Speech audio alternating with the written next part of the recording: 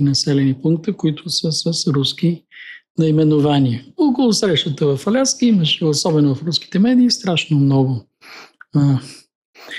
подробности, свързани с историческия момент, когато Александър II продава Аляска на Съединените щати.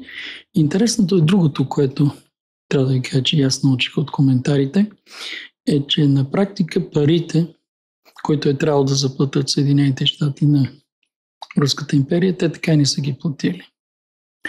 От друга страна, има и още една много интересна подробност. Документите около покупко-продажбата са били в Русия и в Съединените щати. В един момент изгаря архива в Съединените щати, който пази тези документи, а по-късно изгаря и архива в Руската федерация, който също са копия на тези документи около покупко-продажбата на Аляска. В общи линии, разбирате, че е доста загадъчно и едва ли е